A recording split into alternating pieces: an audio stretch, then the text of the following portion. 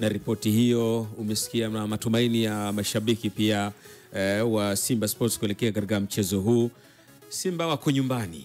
Simba wako nyumbani na wametangulia huko kuwasubiri wapinzani wao ambao kwa sasa macho yetu na masikio yako pengine kule Afrika Kusini na kuangalia wanawasili vipi hapa Dar es Salaam kwa ajili ya kuwafuata Simba kule. Lakini wakati Simba wanawasili kule Zanzibar Rozi, kumekuwa kuna jambo kubwa sana ambalo limefanyika jijini Dar es Salaam la kuwahusu wenyewe Simba Sports. Ndio, wekundu wa Msimbazi. Yes, na leo wamemtangaza mzabuni wa jezi. Ndio.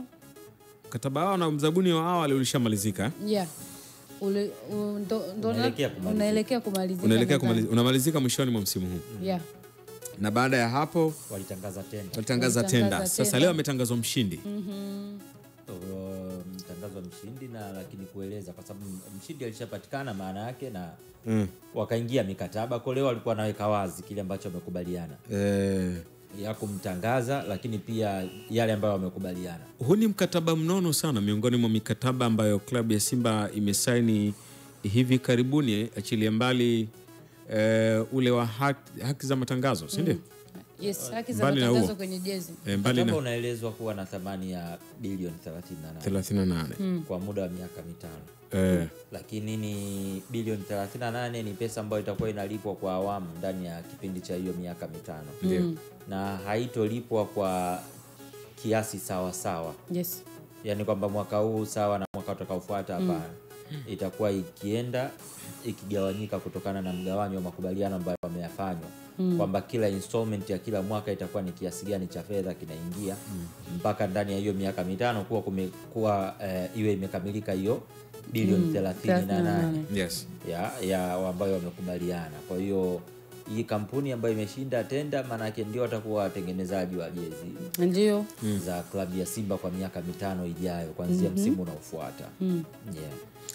Na mdhamini huyu ambaye anaingia katika eneo hili mzabuni sawa ametoa ahadi kede. Na hii si labda tuwatajie tu kwamba ni kampuni ya Jengfruit Investment, si ndio?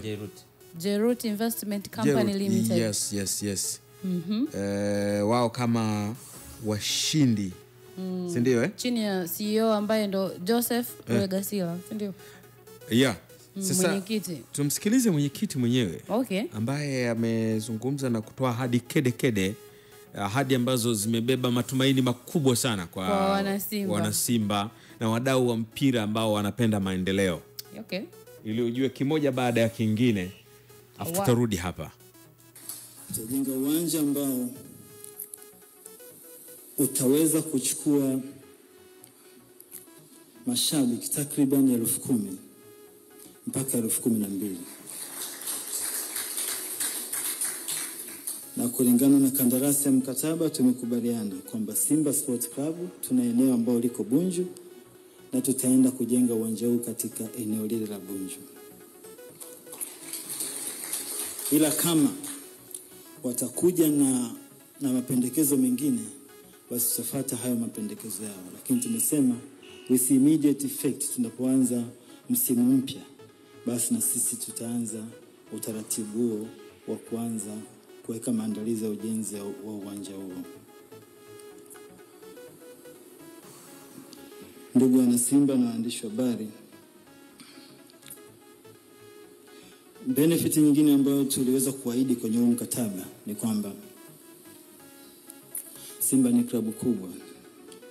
Tunafahamu wako na basi letu kubwa, lakini tukasema tunahitaji kuwa na basi ambalo kiukweli litaendana na hadhi ya Simba. Kwa sababu tunafahamu kwa sasa Simba iko namba 4 kiubora Afrika. Tunataka timu yetu ilingane na timu nyingine zenye ukubwa huo duniani. Kwa hiyo sisi kama Jerut Investment tumecomment kwamba tutanunua basi, na si basi tu, basi lile basi linalofahamika kwa jina la Iriza.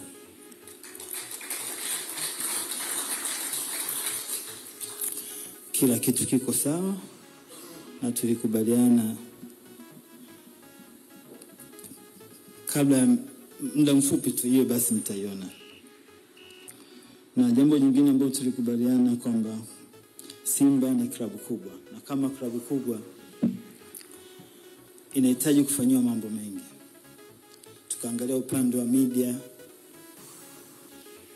timu ya media inajitahidi sana, lakini tukasema tutaenda kujenga production media kubwa ambayo itakuwa na hadhi kama timu nyingine, ile ambapo nikitaka leo hii kufanya interview labda na Azam au labda tena DStv, sina haja ya kwenda huko. Kinachofanyika tu ni kusynchronize na kuonekana wote tuko eneo moja. Kwa hiyo tutafanya hilo swala na tumeshaanza huo utaratibu, na nadhani tu muda si mrefu mtaona haya mambo yanaenda kufanyika. Simba Sports Club ni timu kubwa, ni timu ambayo ukiacha makao yetu makuu ambayo yalikuwa pale eneo la Msimbazi, kwa sasa kuna ofisi ambao wapo, lakini sisi tukasema tutafanya utaratibu wa kuweza kutengeneza eneo letu la kudumu, na tutajenga ofisi mpya Simba Sports Club kama makao kwa ajili ya ofisi na mambo mengine. Tunafahamu Simba inafanya mambo mengi sana katika kukuza michezo. Inazingatia vipaji vya vijana, na sisi kama Jeruti tumeliona hilo, tukasema kila mwaka tutafanya program, na hii tutatoa fedha cash katika kusaidia youth development, ili kuweza kukuza vipaji vingi vya vijana wetu waweze kuimprove, na ikiwezekana waweze kupata nafasi katika timu za juu. Kwa hiyo tumesema kila mwaka tutakuwa tunaweka hadi cash ya 100 million ambayo itasaidia kama chachu ya kuweza kuwaboost vijana wetu waweze kufikia malengo yao. Vile vile kila mwaka pre-season tutakuwa tunachangia again 100 million kuhakikisha mambo yanakuwa sawa. Na vile vile tumeahidi na tumesema tutatekeleza,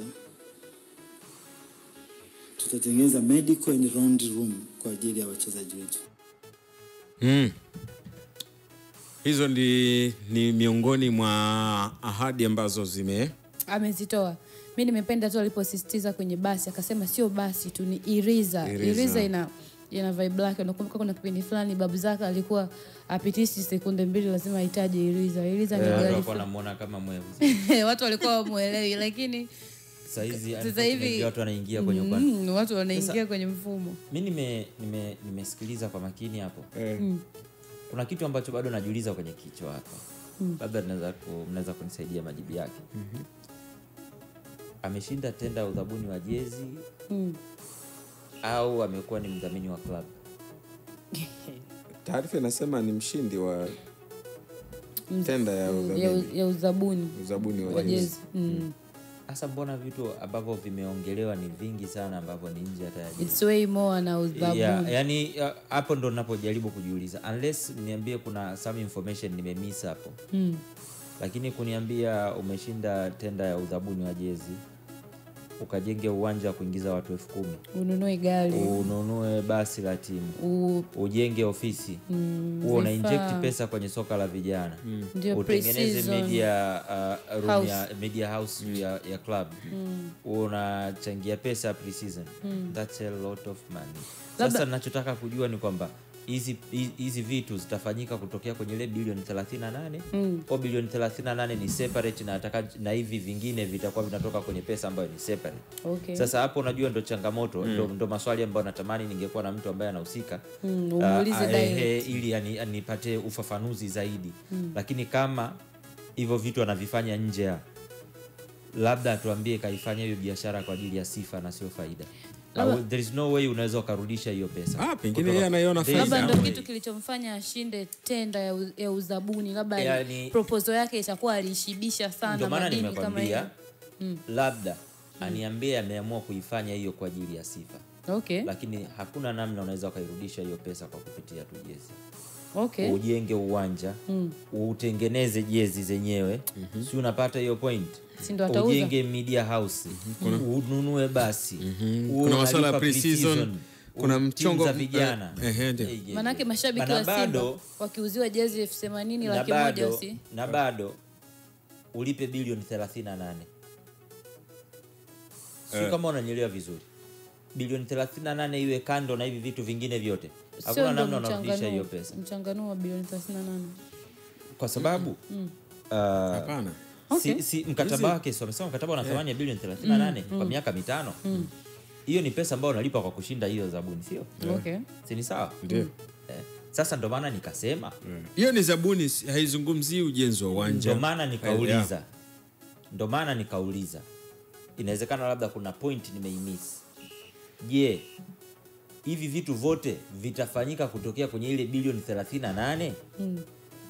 Ama kama viko nje ile bilioni 38, gharama ya kujenga uwanja kuingiza watu 10,000 ambao automatically itaenda zaidi ya bilioni 5-6 zaidi.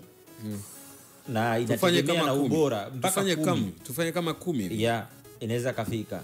Sawa. Haya, nunua basi ambalo linaweza lika labda milioni 600 si ngapi sijui bei hizo, lakini hapo haiwezi kuzidi 1 bilioni. Fanya hapo roughly tu. Haya, nenda unakuja sasa kwenye soka la vijana kila mwaka labda wewe una inject milioni 100. Gharama Cha kwanza pre-season. Nadhani kama Simba wasitegemee milioni 100 kuendesha soka la vijana. Kwa sababu hiyo budget haitoshi. Kwa hiyo kama mzabuni tu anaongezea, that's alright. Sawa. Milioni 100 kwenye pre-season zao, hiyo tu ni addition. Maana yake ni pesa ambayo atakuwa na inject kwa miaka 5, itakuwa ni sawa na milioni 500. Milioni 100 kwenye soka la vijana kwa mkataba wake wa miaka 5 itakuwa ni milioni ngapi nyingine? Hiyo ni bilioni 1 tayari tunaizungumzia hapa. Sawa. Bilioni 1 hiyo ukienda ukijumlisha kwenye bilioni 10 zile za uwanja unapata bilioni ngapi? 11. Ukijumlisha bilioni 38 ambazo zimetumika kwa ajili ya kushinda tenda 50 na inafika 49. Sawa. Haya. Hapo hatujazungumzia manufacturing cost ya jezi ambazo atakuwa amezifanya. Kwa hiyo tuambizane sasa, hii hesabu inarudi katika namna gani?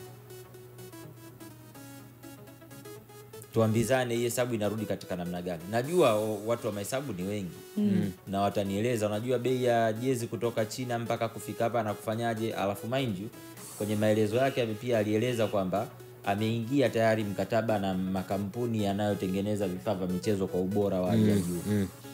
Lakini pia alizungumza bali ya training facilities ambazo ataziongezea. Sasa hivi vitu ni vingi sana. Sidhani kama ni vitu ambavyo vinafanywa na mtu ambaye kashinda tenda ya jezi tu peke yake.